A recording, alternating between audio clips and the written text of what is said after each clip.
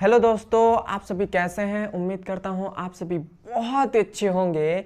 आज का हमारा टॉपिक है यूक्लिड विभाजन प्रमेयिका से एचसीएफ कैसे ज्ञात करते हैं। आज के इस वीडियो में हम जानेंगे यूक्लिड विभाजन प्रमेयिका से एचसीएफ कैसे ज्ञात करते हैं। आज के इस वीडियो में हम जानेंगे। और मैं आपको एक और बात बता दे रहा हूं, यूक्लिड विभाजन प्रमेयिका से आपके बोर्ड एग्जाम में 5 नंबर का क्वेश्चन आपके बोर्ड एग्जाम में पूछता है और बहुत ही यूक्लिड विभाजन बहुत ही आसान होता है, बहुत ही आसान। और मैं आपको बहुत ही सरल तरीके से बताऊंगा, जो आप यदि एक बार इस वीडियो को देख लेते हैं तो जिंदगी भर आप यूक्लिड विभाजन प्रमेयिका नहीं भूलेंगे। ताइए अब हम सबसे पहले तो हम यूक्लिड विभाजन प्रमेयिका से एचसीएफ ज्ञात करना सीखेंगे। तो मान लेते हैं हमारे पास यहाँ पर 19 है, ये हमारे पास एक संख्या 19 है और एक यहाँ पर 4 है। यदि हम एक क्वेश्चन ऐसा पूछ दे कि यूक्लिड विभाजन प्रमेयिका का प्रयोग करते हुए एचसीएफ इनका ज्ञात कीजिए, कह दे कि यूक्लिड विभाजन प्रमेयिका का प्रयोग करते हुए 19 और 4 का एचसीएफ ज्ञात करिए, तो आप कैसे ज्ञात करेंगे। तो सबसे पहले आप क्या करेगा, ऐसे आप भाग के जैसे भाग देते हैं वैसे आप पहले बना लीजिएगा। और हमारे पास इसके अंदर क्या रहता है, इसमें दोनों में देखेंगे कौन हमारी बड़ी संख्या है। तो इन दोनों में हमारी बड़ी संख्या कौन है, तो ये हमारे पास 19 है। तो यहाँ पर बीच में लिख दीजिएगा 19 हो गया। उसके बाद देखेंगे छोटी संख्या कौन है, तो हमारे पास 4 है। तो यहाँ पर आप लिख दीजिएगा 4 लिख दीजिएगा। 4 हो गया। अब आप जिस प्रकार पहले भाग देते थे उसी प्रकार आप पहले भाग दीजिएगा। तब हम 4 का 19 में भाग करेंगे तब हमारे पास कैसे आएगा, 4 बढ़ जाएगा। क्योंकि यदि हम 5 बार लेते हैं तो हमारे पास 20,000 है, 4 × 20 मतलब अधिक हजार है। तो हमें अधिक नहीं लेना है, इससे हमें कम ही लेना है या इसके बराबर लेना है। तो इसके बराबर का 4 के पहाड़ में कभी 19 नहीं आएगा, इससे हमें 19 नहीं आएगा। तो अब हम इससे छोटा लेंगे अंक। इससे हम 19 से छोटा कब हम लेंगे, तो हमारे पास 4 चौको 16 होता है। 16 हमारे पास 19 से छोटा आ रहा है तो 16 लेंगे। तो हमारे पास 4 चौको कितना हो जाएगा, 16 हो जाएगा। तो ये हमारे पास आ गया 16। अब हम 19 में से 16 को जब हम घटाएंगे तब हमारे पास कितना बचेगा, 3 बचेगा। तो ये हमारे पास आ गया 3। अब हमारे पास शेषफल बच गया 3। अब हम यहाँ पर देखेंगे, अब हम देख लेंगे कि यहाँ पर कोई संख्या नहीं है। तो अब हम यहाँ पर देख लेंगे हमारा शेषफल कितना आ गया है, 3 आ गया है। अब हम क्या करेंगे, अब हमारे पास शेषफल हमारे पास 3 आ गया है। तो ये हमारे पास देखेंगे, ये हमारे पास संख्या छोटा आ गई है इस संख्या से, मतलब इस संख्या से ये संख्या छोटा आ गई है। तब हम क्या करेंगे, अब हम इसको उठाकर यहाँ पर अब हम रख देंगे। तो यहाँ पर रखेंगे तो कैसे रखेंगे, इसको ऐसे कर लेंगे और ये जो हमारे पास जो 4 है इसको हम यहाँ पर रख देंगे। तो यहाँ पर हम रखेंगे तो ये हमारे पास आ जाएगा 4।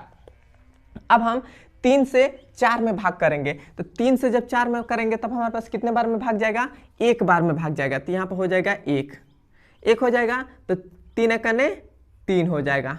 बच गया हमारे पास शेषफल कितना बच गया, 1 बच गया। अब हमारे पास फिर से शेषफल 1 आ गया। अब हम फिर से देखेंगे कि ये संख्या हमारे पास इस संख्या से ये संख्या छोटी आ गई कि नहीं। अब हमारे पास ये संख्या छोटी आ गई है, तब हम क्या करेंगे, इसको हम फिर से यहाँ पर उतार देंगे। तब हम क्या करेंगे, यहाँ पर हम 3 उतार दे रहे हैं। अब हम फिर से इससे इसमें भाग करेंगे।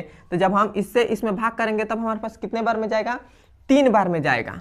3 बार में हमारे पास क्या आ गया, 3 आ गया। घटाएंगे तो हमारे पास कितना आ जाएगा, शेषफल हमारे पास 0 आ जाएगा। हम इसी प्रकार आप जब तक ऐसे नीचे हमारा जब तक शेषफल 0 नहीं आता है तब तक हम ऐसे भाग करते ही रहेंगे। सबसे पहले हमने क्या किया, ऐसे हमारे पास 19 और 4 का हमारे पास एचसीएफ निकालना था, वो भी यूक्लिड विभाजन प्रमेयिका का प्रयोग करके। तो हमने क्या किया, जो बड़ी वाली रहते हैं संख्या उसको हम बीच में रखते हैं और जो छोटी वाली रहता है उसको बाहर रखते हैं। अब हम क्या करेंगे, इसमें 4 से इसमें हम भाग करेंगे। तो क्या करेंगे, तो 4 से भाग करेंगे तो हमारे पास 19 से आ जाए या 19 से थोड़ा छोटा आ जाए। तो हमने 4 का पहाड़ा पड़ा 4 बार, तो हमारे पास कितना आ गया, 16 आ गया। अब हम 16 में से 19 में से 16 को जब हम घटा दिए तो हमारे पास कितना बच गया, 3 बच गया। अब हमारे पास शेषफल 3 आ गया। अब उसके बाद दूसरे नंबर पर हम देखेंगे कि ये जो संख्या है इस संख्या से छोटी आ गई है कि नहीं। अब हमारे पास ये संख्या छोटी आ गई है तो इस वाले संख्या को हम यहाँ पर रख देंगे। अब हमारे पास यहाँ पर रख दिए, तब हम फिर से 3 से इसमें हम भाग करेंगे। तो 3 से इसमें 4 में भाग करेंगे तो 1 बार में जाएगा। तब हम 3 का 1 बार में इसमें गुणा 1 बार में हमने भाग दिया तो हमारे पास 3 आ गया। अब हम फिर से हमने क्या किया, घटा दिया। तो जब हम 4 में से 3 को घटाएंगे तब हमारे पास क्या आ गया, 1 बच गया। एक बच गया। अब हम फिर से क्या करेंगे, इस एक हमारे पास देखेंगे कि ये इस संख्या से हमारे पास ये जो शेषफल आया छोटा आ गया कि नहीं, और तो ये हमारे पास संख्या छोटा आ गया। तब हम फिर से इसको उठाकर यहाँ पर हम रख देंगे। यहाँ पर अब हम रखेंगे तो फिर से अब हम इससे इसमें भाग करेंगे। तो जब हम एक का पहाड़ा 3 बार पढ़ेंगे तो 3 आ जाएगा। तो 3 बार हमने पढ़ दिया, उसके बाद हमारे पास 3 आ गया। अब हमने जब घटाया तो हमारे पास शेषफल कितना आ गया, 0 आ गया। अब हमारे पास शेषफल 0 आ गया। तो ये तो हमारे पास केवल हमने भाग किया, ये तो हमारे पास केवल भाग किया था। अब हम यहाँ पर लिखेंगे फिर से, अब हम इसके आगे और भी हमारा होता है, यहाँ पर लिखेंगे केस 1। केस 1, केस 1 में हम क्या करेंगे, केस 1 में अब हम ये हमारे पास जो 19 है, 19 इसको हम यहाँ पर पहले लिख लेंगे। तो ये हमारे पास 19 हो गया और यहाँ पर इक्वल टू देंगे। अब हम इस इक्वल टू के इधर क्या लिखेंगे, ये जो हमारे पास 4 है, इसको पहले हम इसको फर्स्ट में इसको लिखते हैं, पहले हम इसे लिखते हैं, दूसरे नंबर पर इसे, तीसरे नंबर पर इसे और चौथे नंबर पर इसे हम लिखते हैं। ये बात हमेशा याद रखिएगा।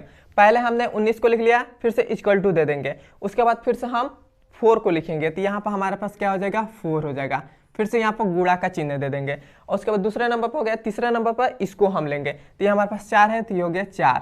फिर से यहाँ पर प्लस करेंगे, पहले इक्वल टू गुणे प्लस, ऐसे हम करेंगे। उसके बाद प्लस में चौथे नंबर पर क्या लेंगे, हम इस वाले को 3 को लेंगे। तो ये हमारे पास आ गया 3 आ गया, ये आ गया। अब हम फिर से यहाँ पर लिखेंगे केस 2।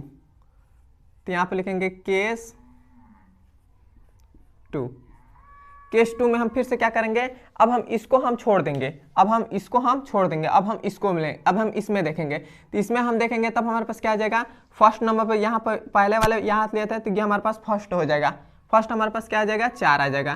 तो यहाँ पर हमारे पास क्या आ जाएगा, 4 इक्वल टू, दूसरे नंबर पर हमने ये लिया था, तो दूसरे नंबर पर अब हमारा 3 हो जाएगा। तो ये हो गया 3। फिर से गुणा का चिन्ह दिया था तो गुणा हो गया। तीसरे नंबर पर हमने क्या लिया था, इसको लिया था, तो तीसरे नंबर पर हमारा क्या हो जाएगा, 1 हो जाएगा। तो ये हो गया 1। फिर से प्लस, हमारे पास कितना बच गया, 1 बच गया। ये हमारे पास चौथे नंबर पर ये लिए थे, तो हमारे पास इधर चौथा नंबर पर क्या है, 1 है, तो ये हो जाएगा 1। इतना हो गया। फिर से अब हम फिर से यहाँ पर लिखेंगे केस 3। केस 3 में हमने क्या किया, अब तो हमारे पास ये दोनों हो गया, ये भी कंप्लीट हो गया और ये भी कंप्लीट हो गया। अब हम इसमें देखेंगे तो हमारे पास फर्स्ट में ये लेते हैं, तो ये हमारे पास हो जाएगा 3। सेकेंड में हम लेते हैं इसको, तो ये हमारे पास इक्वल टू के इधर क्या हो जाएगा 1। फिर से इनटू, ये हमारे पास 3 है, तो ये हो जाएगा 3। फिर से प्लस, ये हमारे पास शेषफल कितना आ गया है, 0 आ गया है, तो 0 हो गया। अब हमारे पास ये जो हमारे पास आया, यही हमारा आंसर हो जाएगा और यही हमारा यूक्लिड विभाजन प्रमेय का कहलाता है। ये जो हमारे पास आया, यही हमारे पास यूक्लिड विभाजन प्रमेय का होता है। यदि आपसे कभी भी एग्जाम में कभी भी आपसे पूछ दे कि यूक्लिड विभाजन प्रमेय का प्रयोग करके एचसीएफ निकालिए, तो आप इसी प्रकार आप एचसीएफ निकाल कर हल कर सकते हैं और आपका पूरा फुल मार्क्स, जो कॉपी चेक करेगा वो फुल मार्क्स आपको दे देगा। और एक बात हमेशा याद रखिए, इसका मतलब बोर्ड एग्जाम में हमेशा आपके बोर्ड एग्जाम में 5 नंबर का इससे सवाल हमेशा पूछता है। एकदम 100% चांस है कि आपके बोर्ड एग्जाम में यूक्लिड विभाजन प्रमेय से पूछेगा ही पूछेगा। यहाँ तक आपको वीडियो समझ में आया है तो कमेंट में बताइए, और हमारे चैनल पर नए हैं तो सब्सक्राइब भी कर दीजिएगा। और अभी तक ने हमारे इंस्टाग्राम को आपने फॉलो नहीं किया है तो फॉलो कर लीजिए, क्योंकि आप सभी के लिए हम वहाँ पर मोटिवेशनल वीडियो डालते हैं जिससे आप मोटिवेट रहें। और कोई भी आपको प्रॉब्लम हो रही है तो हमारे इंस्टाग्राम पर आप मैसेज करके हमसे पूछ सकते हैं। अब हम मिलते हैं इसके अगले नंबर वीडियो में।